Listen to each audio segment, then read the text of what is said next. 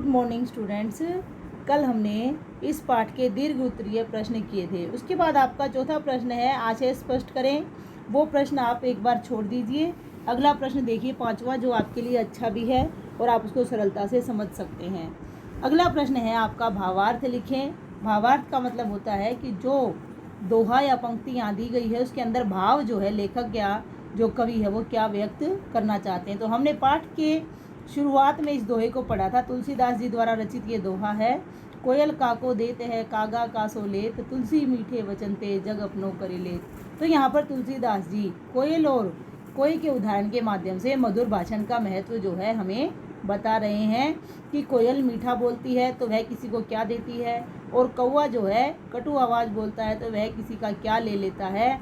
तो तुलसीदास जी के अनुसार मीठे वचन बोलकर आप सारे संसार को अपना कर सकते हो।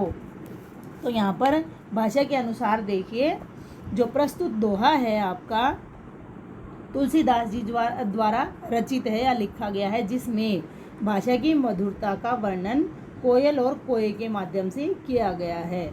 यहाँ पर कोयल और कोए को माध्यम बनाकर उन्होंने मीठी वाणी का महत्व हमें बताया है कि कोयल किसी को क्या देती है और कौवा किसी का क्या छीन लेता है। दोनों ही पक्षी हैं, किसी को कुछ ना देते हैं ना लेते हैं। दोनों की मधुर व कटु भाषा का ही फर्क है। मुख्य अंतर क्या है? दोनों की जो भाषा है वही है। तुलसीदास जी के अनुसार मीठी वाणी बोलकर कोयल सभी को अच्छी लगती है, जबकि कटु या कर्कश आवाज के कारण कोए को सभी भगाते हैं। अर्थात मीठा बोलकर व्यक्ति इस संसार को अपना बना सकता है। अर्थात कि मीठे वचन ते जग अपनो करि लेत, हम संसार को मीठे या मीठी वाणी बोलकर अपना कर सकते हैं। किसी को भी आप इस उदाहरण को अपनाकर देख सकते हैं। यदि आपको किसी से कुछ चाहिए, आप उसके सामने थोड़े से फ्लेक्सिबल या विनम्र होकर उस चीज़ को या प्लीज़ कहकर मांगते हैं तो वो चीज़ आपको सरलता से देने के लिए तैयार हो जाता है। जबकि यदि आप रोब से या उसके साथ लड़ाई झगड़े से कोई चीज़ लेना चाहेंगे तो आपको कोई नहीं देगा। तो यही बात यहाँ पर तुलसीदास जी ने समझाने का प्रयास किया है कि मीठा बोलकर आप सभी को अपना बना सकते हैं। अगला देखिए खैका अमी पियावे मान बिनु सोनर मोहिन सुहाय। ये लाइन भी हमारे इस पाठ में आई थी, रहीम दास जी द्वारा कही गई है। अमी का अर्थ यहाँ पर अमृत होता है, ठीक है।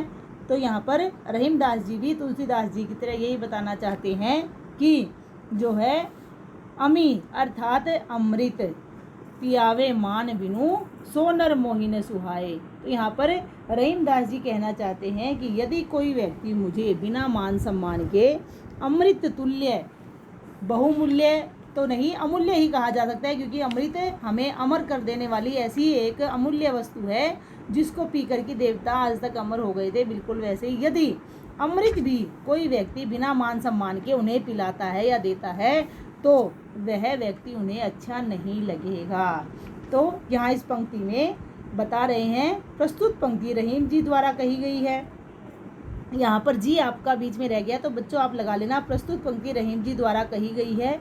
उनके अनुसार यदि कोई व्यक्ति बिना मान सम्मान के उन्हें अमृत पिलाए तो वे उसे स्वीकार नहीं करेंगे और उन्हें ऐसे आदमी भी बिल्कुल अच्छे नहीं लगते हैं। तो हम इस पंक्ति को जो है भाव रूप में बता सकते हैं कि यदि बिना मान और सम्मान के अमृत जैसी अमूल्य वस्तु भी ग्रहण नहीं करनी चाहिए। अर्थात यदि कोई आपको बिना मान सम्मान के अमृत जैसी कीमती चीज़ देता है तो वो भी आप ग्रहण नहीं कर सकते हैं। रहीम दास जी के अनुसार ऐसा व्यक्ति उन्हें बिल्कुल भी अच्छा नहीं लगता है, सुहाता नहीं है। तीसरी जो है भावार्थ की पंक्ति देखिए आप, जहाँ क्रिया में उदारता हो वहाँ वचने दरिद्रता नहीं आने देनी चाहिए। ये पंक्ति भी आपकी इस पाठ में आई थी, जहाँ पर कि उन्होंने बताया था कि यदि आपके पास कोई वस्तु है और कोई दूसरा लेने के लिए आता है, या फिर आपके पास वो वस्तु है नहीं जो लेने के लिए आया है, यदि आप उसे अच्छे तरीके से मना करते हैं तो वह व्यक्ति इस चीज़ के लिए बुरा नहीं मानता है। तो बिल्कुल इसी बात को यहाँ पर लेखक ने बताना चाहा है कि प्रस्तुत पंक्ति में लेखक ने आपको यह बताना चाहा है कि जब आप किसी कार्य, क्रिया का मतलब कोई कार्य करना होता है, कार्य को विनम्रता, सहजता व उदारता की भावना से करते हैं कि जो आपका कार्य करने का तरीका है वो बहुत अच्छा है, तो हमारी भाषा भी सहज, मधुर व प्रसन्नता से पूर्ण होनी चाहिए। जब आप कार्य इतने अच्छे तरीके से कर रहे हैं तो वचने दरिद्रता का मतलब आपकी भाषा में कोई कंजूसी नहीं आनी चाहिए। दरिद्र का मतलब वैसे गरीब होता है,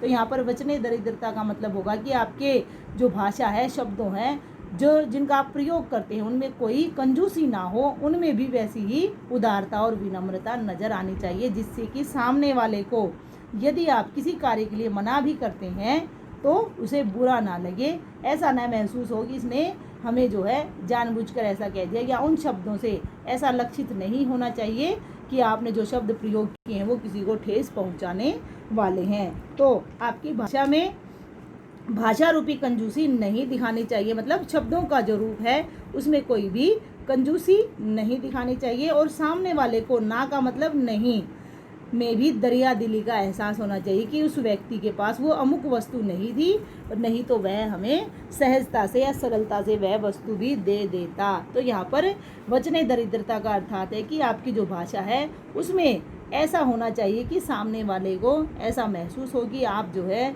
उस वस्तु के लिए तैयार थे, लेकिन आपके पास है नहीं, इसलिए आप दे नहीं सकते हैं। तो आपकी क्रिया और वचनों का वहाँ सामंजस्य जरूर होना चाहिए।